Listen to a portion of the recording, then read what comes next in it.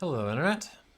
So, high proof rum and high ester rum. For some reason, this little channel has kind of grown on the back of the unaged rum reviews from Jamaica.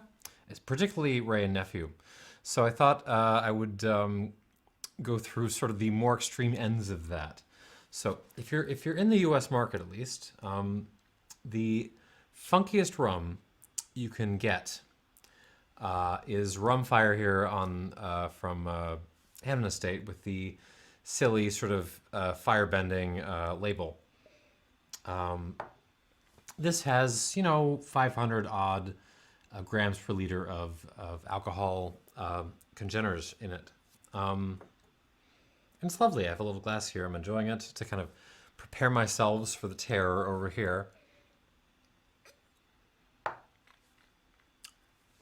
On the funkiness scale, running from Tiger Milk, Bell and Sebastian, up to Miles Davis's Dark Magus. By the way, do go listen to Dark Magus while you watch this. It'll be fun. I'll link those up down below. This is, we're full on Funkadelic at this point. I think I said in my original review. Maybe I'll link that up down below too. Sort of first couple of Bootsy Collins albums, Munchies for Your Love, that kind of thing. We're in that territory. This is a really good bottle. But the thing is, like, if you're sort of looking for stuff that is not regularly available, it's a little bit special. You can get funkier than that, and you can also equal it. So I thought we would look at two options. The perennial rivals of Jamaica, or at least not perennial, like recent rivals from Jamaica, because they're both independent and they're both sort of kind of available. Worthy Park and Hampden. Now let's start with the Worthy Park. This is the same stuff as the Velier 502 bottling, which is a bit more infamous than this. This is the Habitation Velier Forsyths WP 151 Proof Single Jamaican Rum. The difference is they have not bottled this at a mere 57% alcohol. They have bottled this at the full 75.5% alcohol. And if you're looking at this and sort of wondering what the difference is between this and the standard Rum Bar White, the Rum Bar White is a lovely rum, by the way. I enjoy it very much. I think it's very versatile. But that's not doesn't have nearly the level of funky esterness as this one. They had this. So if you look on the internet, they will claim that the fermentation went on for 3 months here. It didn't. That just includes some of the vinegar that they make.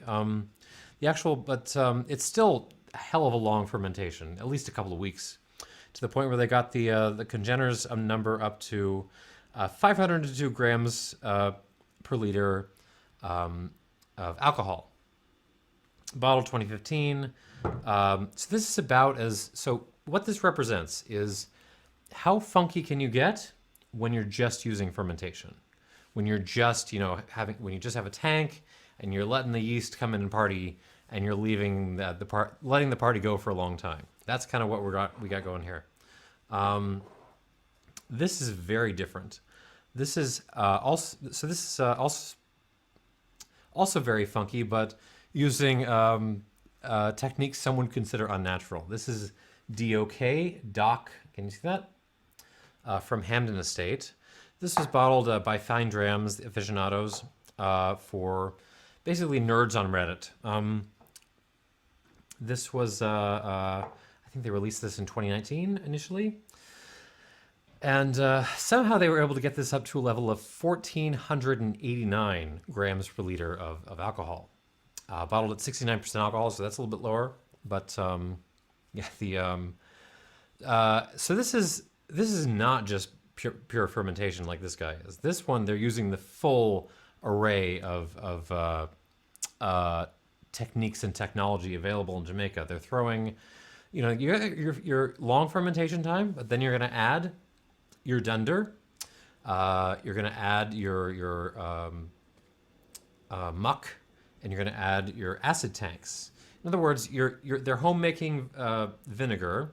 They're pumping that into the still. They have this. They're keeping over the very acidic stuff left over from previous fermentations. They're putting that in the still, and they have this god awful stuff called muck. That's going in the still too. And the trick is this. The chemical reaction. Acids plus alcohol means esters, means fruity aromas. So it's basically a way to sort of supercharge what comes out of the still to make it as fruity as possible. Now, I'm also going to link up down below a little comment by Richard Seal of Foursquare Distillery, where he discusses this in the recent chase by nerds like myself after stuff like this. I'm going to pour myself a little sample of this.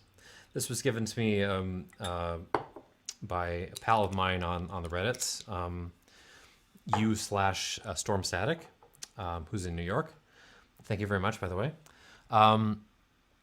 So Real Seal makes the point that stuff like this DOK, this DOK, if you like, was never intended to be a rum, drunk on its own. That was never. This is the stuff that you put into like candies. This is the stuff, if you're making a blend, use a little bit of this as a top note to just add a little bit of extra depth and complexity. The argument is that the process involved are just too extreme to make something that you would really want to drink unless you're a maniac. No one until up until now basically has sort of enjoyed it that way. So hey, rum nerds, stop doing what you're doing. And then at the end, he gets a little bit of self-serving. He notes, there are other esters formed during aging, and they're the better esters. And by the way, Richard Seal might know a guy who will sell you some older aged rum. But it's in any case, it's a perfectly valid point. And the only thing I could say against it is, at some point, what matters is not the production process and not what people have done, but sort of how the thing behaves in the glass. That's what we're judging by on the nose and on the palate. You cannot draw a straight line from the terribleness or greatness of the production techniques to what's happening in there. If Lucifer himself handed me a glass of rum, I would be obliged to judge it as fairly as I could on its merits or deficits. The origin would make, it obviously it's something to pay attention to, but at the end, it's just a question of what is going on in the glass and is it good or not? All right, so let's answer that question. Oh, God, we're 8 minutes in. I haven't even started on these. All right, here we go. Worthy Park, 502, supercharged up to 151 proof. All right, so this is basically Worthy Park doing this, right? Here we go. I mean, amazingly, it's bigger than the standard. I should have set up the standard rum bar overproof just for comparison, but I mean, it's bigger, it's heftier, it's heavier than that, but it still smells like Worthy Park. You're still getting that sort of wonderful floral note mixed in with, a kind of tomatoey note. It's really take fried green tomatoes, right? Mix those up with some rose water, and then throw like a gigantic pile of like olives, mixed olives. Throw that on top of your tomatoes and rose water. And that's exactly what this smells like. Some seawater. I mean, the alcohol is there. It's there, but it's not actually as nippy as you would think it would be at 151 proof. A zillion years ago, I reviewed Hamilton's 151, and this does not smell as hot as that did. Yeah, seawater, just brininess, olive juice, like fresh leather, like not tires, more like No, maybe there's a little like fresh tire in there, but it's more like old Bibles. Fresh Bibles, I mean. Like walk into a Christian bookshop. This is that smell. Very smoky, but it's a minerally kind of smoke. A little bit of coal smoke, like just very rocky kinds of smoke. But then there's a kind of food spice cabinet sort of note. There's some nutmeg, not very much cinnamon. Maybe a gesture towards cinnamon, little shoulder, little gesture. Some Scotch bonnet pepper, big time. I mean, this smells like island cuisine. Some jerk sauce, that kind of thing. A little pear eau de vie. Little Williams pear distillate. And then just like more mixed tomatoes on top, like unripe tomatoes, like they're still a little green, that kind of thing. All right, on the palate, here we go. 151 proof.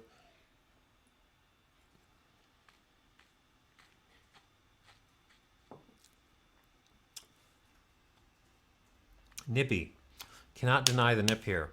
A lot of alcohol, but surprisingly drinkable despite that. Artichoke is the main note I come up with first. Some olives, again, brininess. There is actually just a straight up cane syrup note, just like, boil down your cane juice a little bit, and this is kind of what you're getting. But throw some artichokes in there too. Like all parts of the artichoke, like the leaves and the heart, like just everything.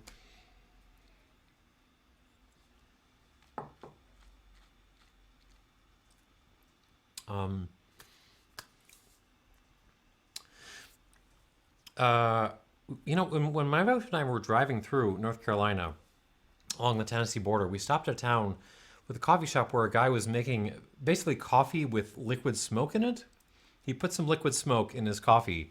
That's kind of what is coming out here. That's like liquid smoke coffee is happening. Some tomato again, like tomato skin, just like, peel some skin off your tomato.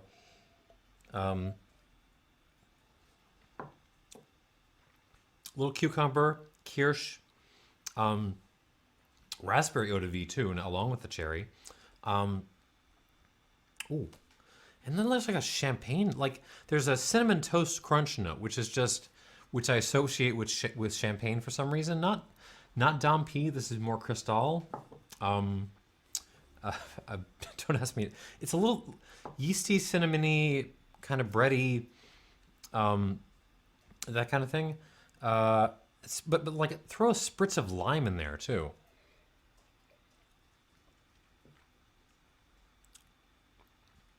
And a little rubber, like throw like one new tire in there, to like a sort of toy tire, like a little toy tire, throw it in there. Instantly, I'm still using the Bunnahabhain glass, which I find I like to use mason jars for my everyday drinking, but this is kind of fun for a change up. Yeah, this is nice. I do think this is better than Rumfire by just a hair, just a little bit. I think it's I think it spends a little extra time fermenting. Also, the extra proof is not hurting either. Okay, but what we're gonna do is I'm gonna try these neat, and then sort of we're gonna add some water, go back through them again once they've had some time and some water added to them. 3. I know this is gonna need at least 5. Let's see if it needs 6.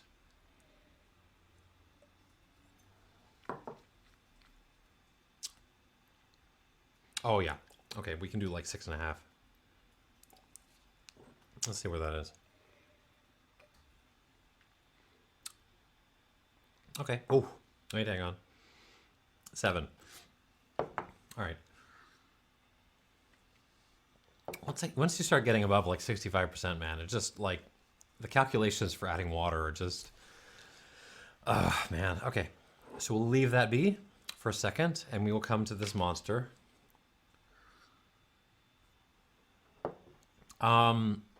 So DOK, the DOK mark for Hampden, is as high as you can legally go as far as esters. Like, it is illegal to have rum that is more estery than this. So this is right at the top of that sort of tiger milk to dark mega scale. Theoretically, I have no idea what this is actually going to behave like. Well, I do because I've made my notes already and they're right here and I'm reading off of them. But yeah, this is as extreme as it gets, at least in theory. All right, here we go. On the nose. Actually, much more restrained than this. Initially, I'm getting sort of crushed children's vitamins, like take some like Flintstones vitamins and just crush them up and kind of nose them. It's very minerally, just, I mean, take some rocks, man, and just, smell like all of the rocks, every single rock. I mean, a little bit of banana peel in there too. Here we go. Okay, now it's starting to, come alive. But by the way, Ralphie complains about the this thing. He wants to do the little swirly. It doesn't matter. I mean, the spirit doesn't care. Just whatever it takes to get the nose out. Yeah, here comes the fruit, man. It's just fruits on top of fruits on top of fruits, but it's all shot through with this extreme like minerally note, like just rocks, limestone in particular. But I mean, it smells like I'm inside of a cave. But so it's you're nosing all of the fruits ever inside of a like if you go to like I don't know, Virginia Luray Caverns, like those big underground caves. And then you're like just smelling fruit in there. That's kind of what this smells like. Lychee fruit, apples, the banana peel thing again, the plantain. I'm really obviously getting that sort of cherry cola note that I always get from Hampden, but also just straight up cherries. I mean, like dried cherries, fresh cherries, and the at times the mineral note kind of wanders into a floral territory. It's like the cave is like becomes flowers every once in a while and then turns back into rocks. It's incredibly strange. And then on top of everything, there are citrus notes, but it's like rotten citrus. So we're getting into Baijiu territory. Some like rotten grapefruit, a little orange, like stinky limes with stuff growing on them, but nice. Magic markers, definitely. This like just you're in second grade and you're sniffing the markers, man. Cheese, weirdly, like Parmesan cheese. Not the.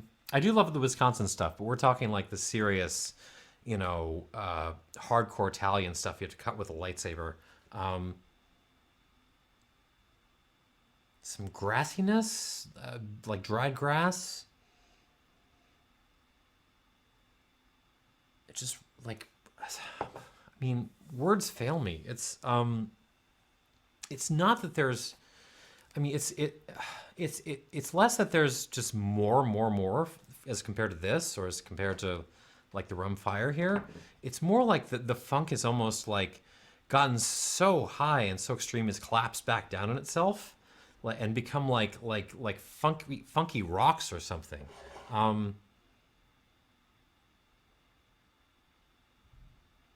I mean, white pepper maybe. No, more like a pink pepper, like ground pink pepper. Um, like just like old farmhouses, but not the woodiness. Like more like the just rotting and oldness, and it smells like a Tarkovsky movie. Is I mean, you're watching I don't know, Stalker, and you just walk, you smell one of those scenes. This is what it smells like. Jesus.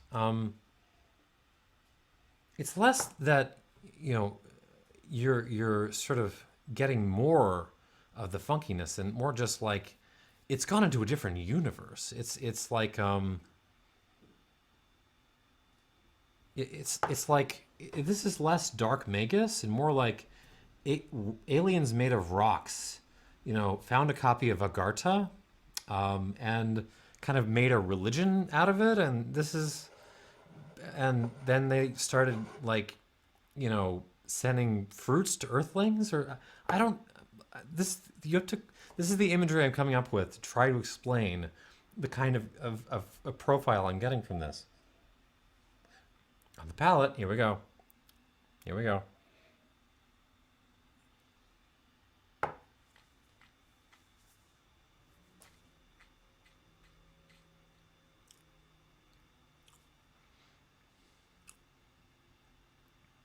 Just, yeah. Stunning. Stunning. The basic character here is that sort of fruit in a cave thing here again. Just rocks and limestone caveness, but then fruit as well. It feels like that. It's like I'm eating an entire geology classroom. I've got all of that in my mouth, but then like I've also got, there's a little bit of a citrus note, funky citrus. A lot of it kind of carries on from the nose. There's some pop rocks in there. This is good shit. Difficult. I mean, demanding. Like this will run you right over if you're not sort of ready for it. But wow.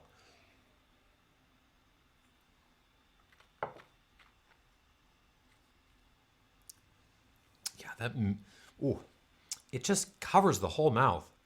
It's quite drying weirdly, which I mean, this is not seen oak ever, but it's drying my whole mouth out, like it's like a young, you know, Barolo or something. That cherry cola note is very prominent. It's very perfumed actually. There's like I'm sort of double fisting my cherry cola with some, you know, nice French for perfume, like smoke, but like candied, fruity candied, like if you smoked some Twizzlers. You can see how I'm struggling to describe this. Black tea, apple cheese. That's a note I've used. So like, you know, boil down some apples and sort of make a concentrate out of it. Apple cheese. Turkish delight. A little like a nail polish note, but nice.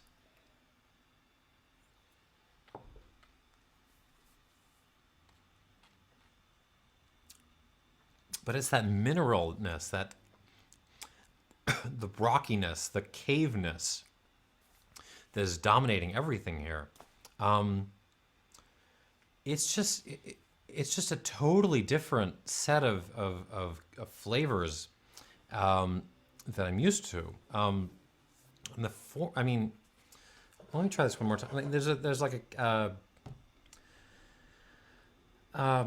like a candied root vegetable thing here, which I know from Ray and Nephew. Like, candy up some carrots and some potatoes. A little grassiness again. That peppery thing again, the white pepper thing. This is. I was expecting this to just be a huge unbalanced monster, and isn't really what it is. It's very constrained. It's hopping out of the glass less than this. It's just, but within that sort of constrained space, there is so much going on. I was expecting the complexity.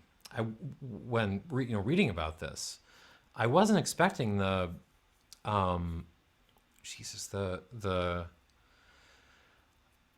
density, the precision, the form, the way this develops in the mouth and just takes right over. This is good. This is good stuff. Again, not easy, but very good. I'm going to add a couple squirts of water to this. Let me try it one more time.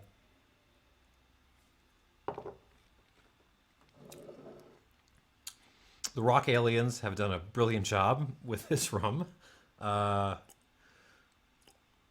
3, 4, 5. Let's see how it is. One more squirt. Oh my God, I'm still tasting like the cave quality of this. A little more water. I may have blown out my palate with that. All right, back to the Worthy Park. All right, so this has been sitting for a minute, and I added enough water to bring it down to somewhere in the 40s, somewhere at sort of more comfortable drinking strength than 151. On the nose, it actually becomes more molassesy. So light molasses, not when I say light molasses, I don't mean the note of molasses is light. I mean that's the character, the kind of molasses I'm getting, sort of minimally refined. But then there's the tomato note is still there. The olives are definitely still there. The floral notes, tons of fresh olives. Tomatoes are more like a tomato paste this time than sort of they've gotten a little bit more ripe with the water. A little more island cuisine. That Scotch bonnet pepper note, the nutmeg, the slight cinnamon. I'm also getting fufu, which is something you get in West African cuisine. It's this. There's lots of different ways of making it, but it's this cool dough stuff made from different grains. Some plantains are usually thrown in. Has a very distinctive. I mean, it's terrific. You use it with stews, and you just reach in and grab stuff. Make yourself some fufu. You will not regret it. But it's a very distinctive smell. It's like doughy, plantainy, grainy stuff. There's a little ting in here too. The grapefruit soda. And actually, there's a little bit of the rockiness, the sort of crushed rock thing coming out here too. It's just not anywhere to the same degree as this monster here. On the palate,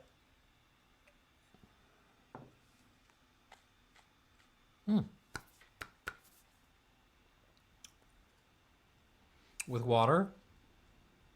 Oh, okay. I thought that was going to go a different direction. Oh, so a little lime comes out. Actually, a lot of lime comes out. Lime zest, but also lime juice. It gets much more peppery, like a pink peppercorn note, but at the same time more sweet. Some of the molassesy cane syrup notes come out a little bit more, but it's still very floral, which I like. I like floral. A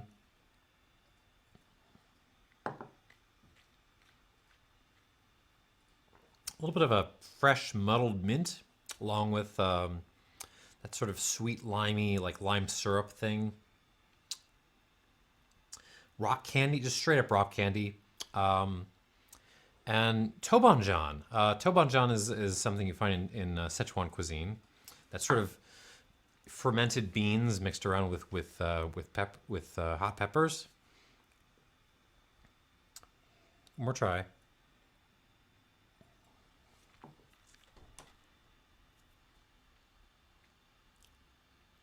Yeah, I like this a lot. This is really good. I mean, this would be dominating any show that didn't have this on it. Wow. I mean, so extremely funky. I mean, the funk levels are dialed way up. This is, this is full on, Parliament Funkadelic territory, but it still has that sort of Worthy Park, aromatic seductiveness to it. That sort of floral note that I love. So it's like P-Funk, but then like Keith Jarrett came and sat in with them for a show. Keith on his little piano doing, shouting sometimes, but, being sexy and passionate and stuff. Yeah, I like this a lot. What I wrote down here is 88 plus. And I think I'm underrating that, actually.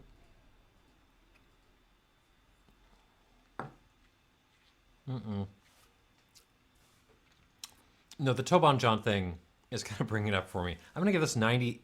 I'm sorry, 89 out of 100. This is real good. Man, uh, what can I say? I mean, this is you can sip this neat if you're a maniac like me, but this will also make all the drinks, all the mixed drinks, forever. And what else can I say? Go buy a bottle. It's terrific. Like I love this stuff. I love the rum fire. This is a hair bit better than that, which is saying something. But now we must move on to the to this stuff again. Oh Jesus. Okay, it has developed a little bit. When I tried the first half of this bottle, it didn't develop a lot when I initially when I added some water, but it is this time. It was sort of cleaned up a little bit. This has really become very much on rocks and like sherbet, all the sherbets, like strawberry sherbet, some cherry sherbet, blueberry and blackberry sherbet. Like all those are in there. But right alongside the rocks, man, you're still in that cave. And even some like Mayer lemon in there.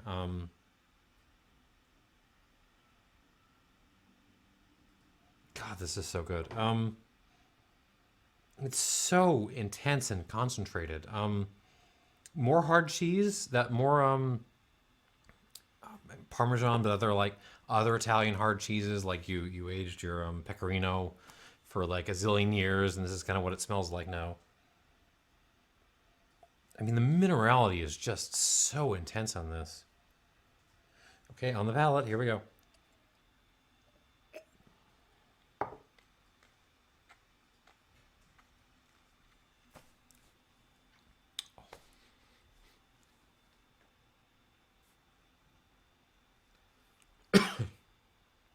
That cough wasn't the spirit, it was just I needed to cough. This is terrific. This is really, really good. Hang on.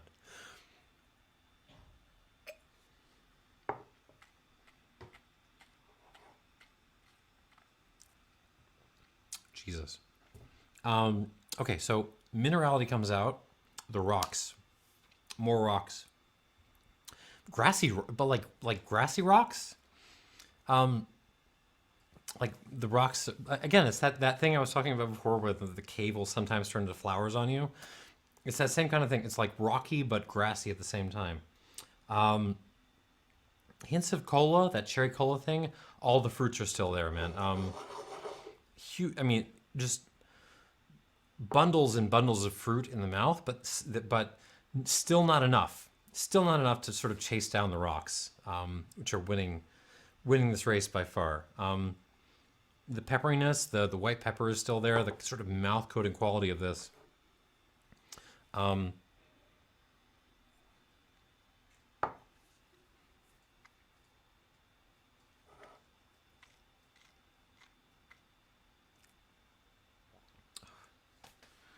actually getting emotional drinking this. It's that good.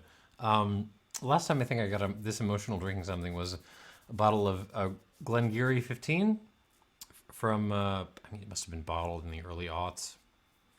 But it was still had that sort of, it was still lightly peated at that time, and it was just like drinking it felt like, I will never, it felt a little bit like the end of an era. I don't know why I'm getting emotional now, but I'm getting a little verklempt. Drinking my DOK here. God, it's good. I mean, it's demanding. It is demanding and difficult and weird and bizarre and brings just a completely different set of flavors. But God, this is good. Let me try this one more time.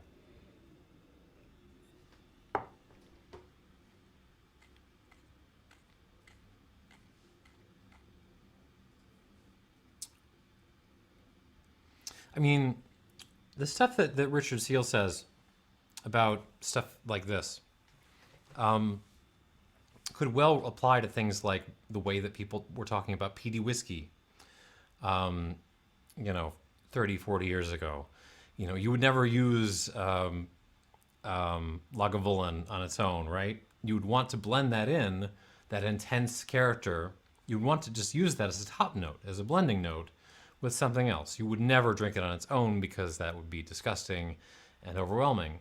And we're kind of, I mean, this is, I mean, drinking this right now, it feels like, it makes me feel like I the same way as I might have felt, you know, if I were drinking, you know, Stitzel-Weller, like Old Fitzgerald, like very Old Fitzgerald, back in like 1980 or something, or like those really sad tiny bottlings of Springbank that were around, because in the sense that it's tremendous. It's so good, and yet I feel like if I were to hand this to any other person, like they would tell me, I can recognize the quality, but it's a little too much. This is really for blending, and that's, you know, that's what you would use your bottle for, and you must be a little nuts if you're gonna drink this by itself. It's lonely, actually, that to feel like, you know, out here on this. I'm gonna give this 92 points. I'm gonna go there. 92 points out of 100. The quality here is staggering. You just have to get past that initial, you know, shock over the kinds of things that are happening. It's huge, but it's all concentrated into a, you know, like one, like rocky, fruity, grassy thing that.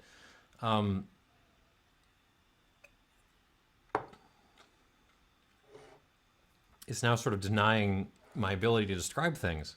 And this is what happens, by the way, with truly exceptional spirits, is you stop being able to describe them in sort of normal terms, because something like this just takes where you're sort of capable, you know, takes where you are and sort of just, you know, just runs right by you. Yeah, 92 out of 100. This is really good. This is, you know, sort of that same point. I mean, this is where folks were who were drinking the best malts and the best bourbons in the world 40 years ago, when no one cared and everyone wanted to use those as mixers. And really, not even then, they just wanted to drink, you know, the magazines would have been debating, you know, Ketel One versus Grey Goose, that kind of thing. Yeah, that's kind of where I am with this. It's a scary production process. It sounds terrifying and weird, but the results speak for themselves. Yeah, 92. I'm going to give this a 92.